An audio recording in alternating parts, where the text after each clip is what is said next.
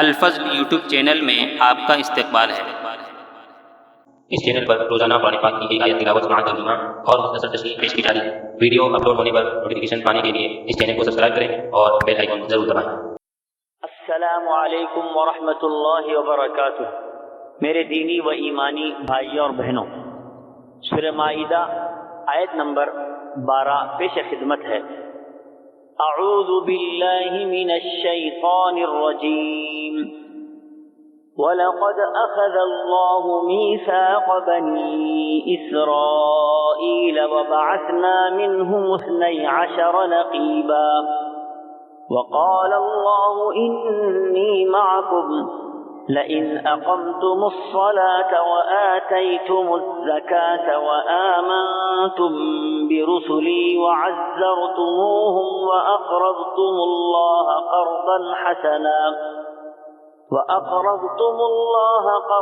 حَسَنًا لَأُكَفِّرَنَّ عَنْكُمْ سَيِّئَاتِكُمْ وَلَأُدْخِلَنَّكُمْ جَنَّاتٍ تَجْرِي مِنْ تَحْتِهَا الْأَنْهَارُ فَمَنْ كَفَرَ بَعْدَ ذَلِكَ مِنْكُمْ فَقَدْ ضَلَّ سَوَاءَ السَّبِيلِ۔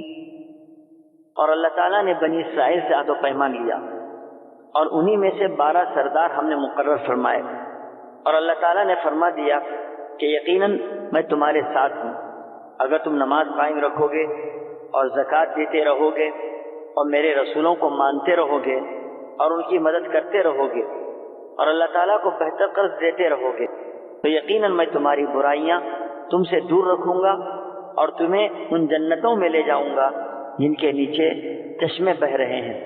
اب اس عہد و پیمان کے بعد بھی تم میں سے جو انکاری ہو جائے وہ یقیناً راہ راست سے بھٹک گیا۔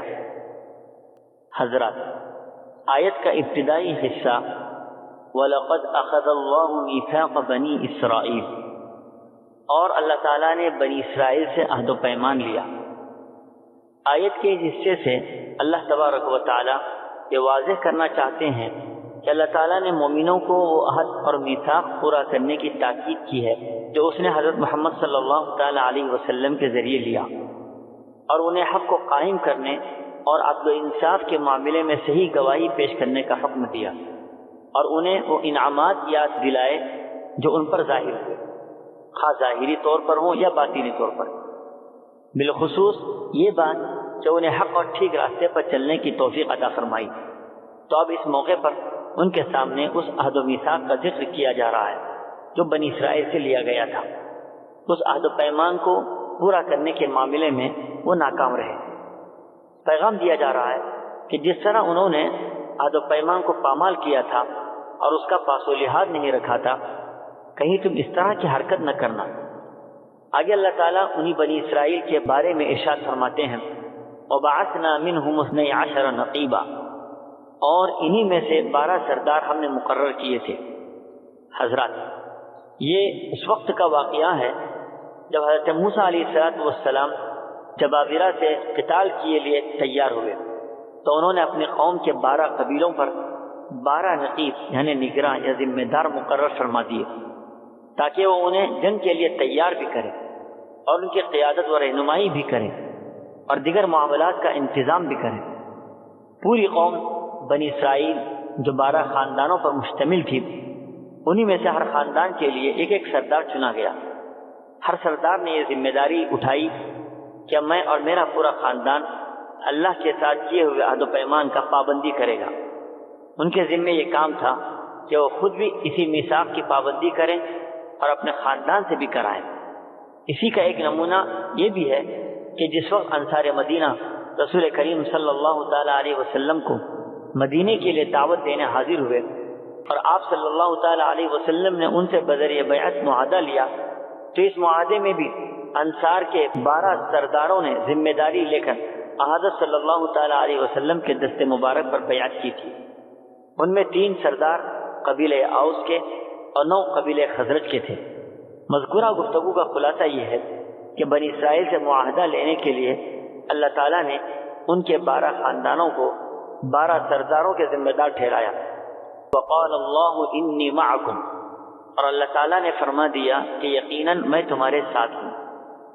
حضرات، بنی اسرائیل سے معاہدہ لینے کے بعد اللہ تعالیٰ نے ان 12 خاندانوں کے 12 سرداروں کو ذمہ دار ٹھہرایا اور ان سے ارشاد فرمایا انی معکم، یعنی میں تمہارے ساتھ ہوں۔ مطلب یہ ہے کہ اگر تم نے وعدہ و میثاق کی پابندی کی اور دوسروں سے پابندی کرانے کا عزم کیا تو میری امداد و نصرت تمہارے ساتھ ہوگی۔ اس میں اشارہ کیا گیا کہ تمہارا کوئی عزم و ارادہ اور فکر و خیال یا حرکت و عمل اللہ کے علم سے باہر نہیں ہے۔ وہ تمہاری خلوتوں کے رازوں کو بھی دیکھتا ہے اور سنتا ہے اور دلوں کے ارادوں اور نیتوں سے بھی واقف ہے۔ اس کی خلاف ورزی کر کے تم کسی طرح سے بھی اس کی گرفت سے نہیں بچ سکتے۔ آیت کے اگلے حصے سے ان اعمال کا تذکرہ کیا جا رہا ہے جن پر قائم رہنے اور دوسروں کو بھی اس کی ترغیب دینے کا وعدہ لیا گیا تھا۔ سب سے پہلے نماز کا ذکر کیا گیا، دوسرے نمبر پر زکوٰۃ کی ادائیگی کا حکم۔ اس سے معلوم ہوتا ہے کہ نماز اور زکوٰۃ کے فرائض اسلام سے قبل حضرت موسیٰ علیہ السلام کی قوم پر بھی عائد تھے، بلکہ دیگر قرآنی آیات اور اشارات سے اس بات کا بھی پتہ چلتا ہے کہ ہر پیغمبر اور ہر شریعت میں یہ فرائض ہمیشہ عائد رہے ہیں۔ تیسرے نمبر پر کہا گیا وَآمَنْتُمْ بِرُسُلِي وَعَزَّرْتُمُوهُمْ، یعنی میرے رسولوں پر ایمان لاؤ گے اور ان کی مدد کرو گے۔ جو رسول حضرت موسیٰ علیہ السلام کے بعد آتے رہیں گے ان سب پر ایمان لا کر ان کی تصدیق کریں گے اور دلی تعظیم کریں گے، اور دشمنان حق کے مقابلے میں اپنے جان و مال سے ان کا پورا ساتھ دو گے۔ چوتھا وعدہ وَأَقْرَضْتُمُ اللَّهَ قَرْضًا حَسَنًا، یعنی اللہ کو اچھی طرح کا قرض دو گے۔ خدا کو قرض دینے کا مطلب یہ ہے کہ اس کے دین اور اس کے پیغمبروں کی حمایت میں مال خرچ کرنا ہے۔ جس طرح روپیہ قرضہ دینے والا اس امید پر دیتا ہے کہ اس کا روپیہ واپس مل جائے گا، اور قرض لینے والا اس کے ادا کرنے کو اپنے ذمے لازم کر لیتا ہے، اسی طرح خدا ہی کی دی ہوئی جو چیز یہاں اس کے راستے میں خرچ کی جائے گی وہ ہرگز گم یا کم نہیں ہوگی، بلکہ وہ چیز تم کو عظیم الشان نفع کی صورت میں اللہ تعالیٰ واپس کر دے گا۔ اچھی طرح قرض دینے کا مطلب یہ ہے کہ اخلاص کے ساتھ ہر عمل ہو، کوئی دنیاوی غرض اس میں شامل نہ ہو۔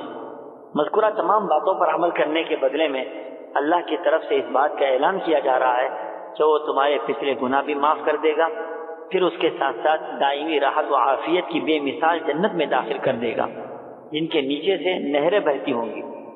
آیت کے آخری حصے میں ارشاد ہے فَمَنْ كَفَرَ بَعْدَ ذَلِكَ مِنْكُمْ فَقَدْ ضَلَّ سَوَاءَ السَّبِيلِ، اب اس عہد و پیمان کے بعد بھی تم میں سے جو انکاری ہو جائے وہ یقیناً راہ راست سے بھٹک گیا۔ یعنی ایسے صاف اور پختہ عہد و پیمان کے بعد بھی جو شخص خدا کا سچا وفادار ثابت نہ ہو اور غدر و خیانت پر کمر بستہ ہو گیا تو سمجھ لو کہ اس نے اپنی کامیابی اور نجات کا سیدھا راستہ گم کر دیا، پھر پتہ نہیں کہ وہ ہلاکت کے کس گڑھے میں جا گرے۔ اللہ ہم سبوں کی حفاظت فرمائے اور دین کی صحیح سمجھ عطا فرمائے، آمین۔ وآخر دعوانا ان الحمد للہ رب العالمین۔